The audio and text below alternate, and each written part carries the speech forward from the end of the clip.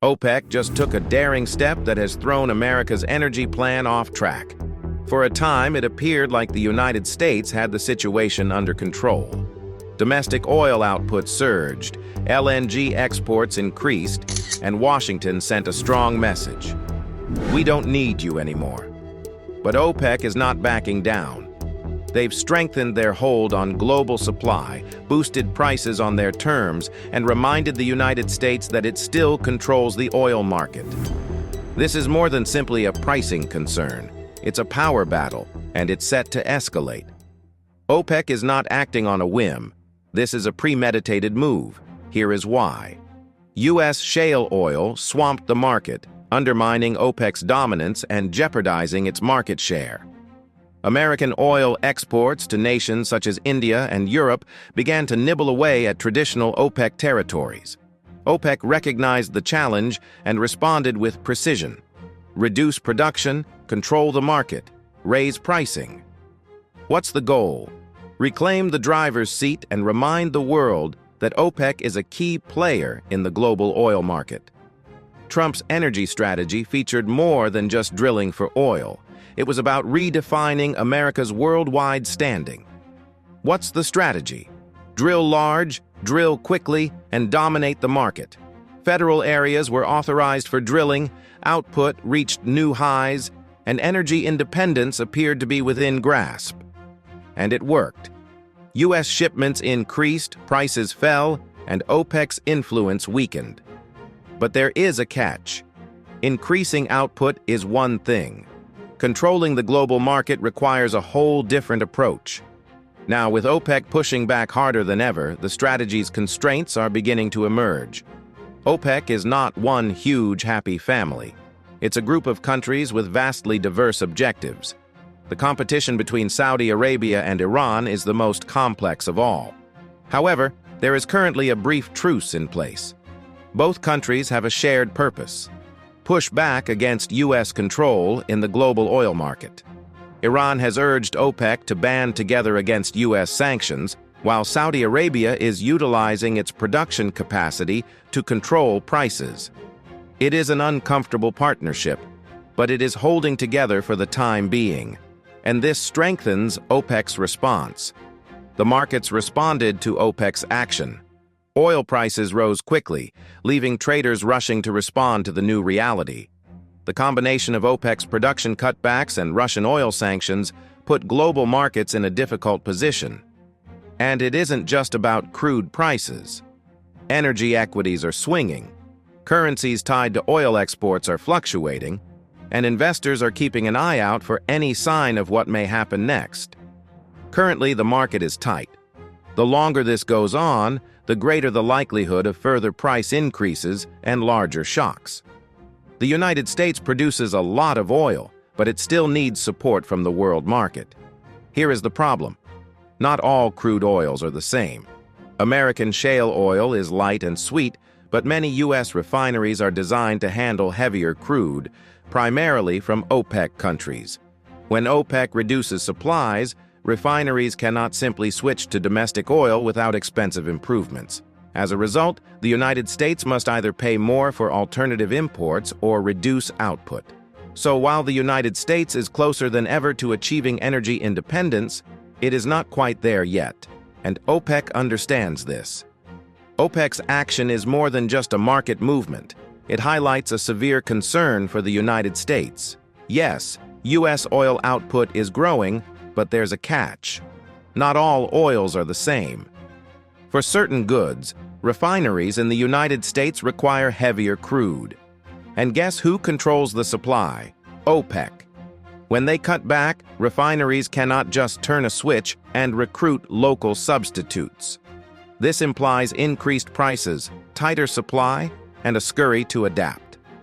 Bottom line, the United States isn't as energy independent as it appears. So, what's next for the United States? There are two possibilities on the table: diplomacy or a counterattack. Diplomatic negotiations might help to calm things down, but getting OPEC to cooperate is difficult. Every member country has its own agenda, and negotiating with a fractured group is like herding cats. Then there's the retaliatory approach. Flood the market with U.S. oil, putting pressure on OPEC to react.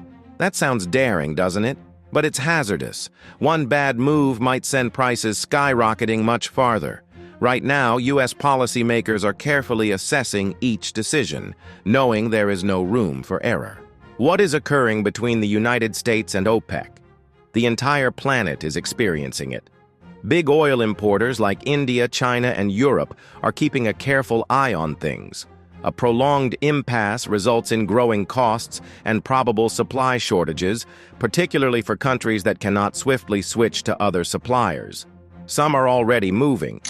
India is entering into LNG agreements with the United States in order to minimize its dependency on OPEC.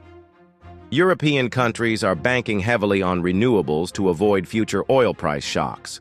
This isn't just about what's occurring right now, it's a global power play, and the countries that adapt quickly will emerge stronger. Not everyone is struggling during this standoff. Some gamers are secretly winning large. Russia and Iran. They are moving forward to fill gaps, obtaining new energy contracts in Asia and the Middle East. While the United States and OPEC compete for dominance, they are increasing their influence. Meanwhile, nations such as Malaysia and Vietnam are establishing themselves as regional energy centers, poised to play a larger role in international commerce. During every crisis, someone wins ground. Right now, the quickest movers are closing agreements that will affect the future of energy markets for years. Let's bring it home. For consumers, this is more than simply global politics. It's money from your pocket. Gas prices? Rising steadily. Heating costs? Probably next in line. Higher transportation expenses affect groceries, delivery fees, and retail, so you'll feel it more than just at the pump. In some areas, even power rates are connected to oil prices, which might result in surprise increases in family costs. How long will it last? That depends on what occurs next. However, if things remain unstable, those price increases will not be reversed very soon. OPEC isn't thinking about the next few months. They are playing the long game. This is not only about current prices, it is about long-term market dominance. Countries like Saudi Arabia and Iraq are increasing production capacity while carefully controlling exports to maintain their long-term market dominance. Iraq's recent discovery of a large oil field near Baghdad is only one example. While the United States concentrates on short-term gains, OPEC is cementing its position for the coming decade. The aim is straightforward. Keep control. Continue to be necessary. Make sure the world can't go on without them. The United States is not ignoring what is happening. It is adjusting. But the energy approach is becoming increasingly difficult. Increased production from federal lands and offshore deposits boosted U.S. exports. However, such technique is insufficient to counteract OPEC's recent movements. There is currently a rising dispute over the next move. Some advocate for increased local production, while others believe it is time to shift toward renewables and new energy technology. What's the problem? Neither solution provides a rapid cure.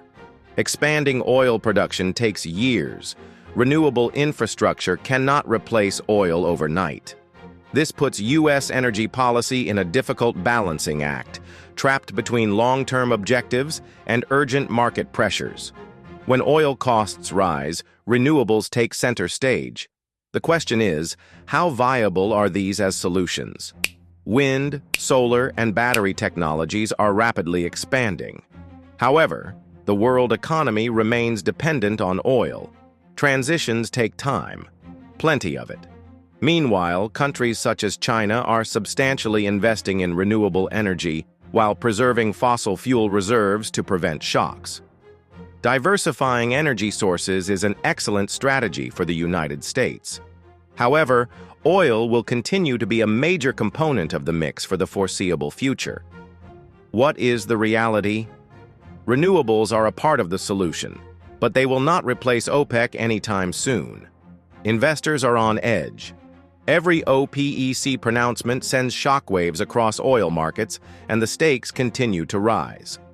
Here's what happens next. Oil prices may remain high if OPEC maintains its current posture. Any unexpected rise in output may cause prices to fall quickly, but this would have political consequences. Sanctions on Russian oil shipments continue to pile pressure, causing even greater uncertainty. For the time being, investors are waiting to see how U.S. and OPEC officials would respond to the developing conflict. So, what comes next? There are several conceivable situations, each with significant repercussions. Prolonged standoff. OPEC maintains its position, prices stay high, and the United States struggles to respond. Consumers will feel it in their wallets, and companies will see greater operational costs. Short-term truce.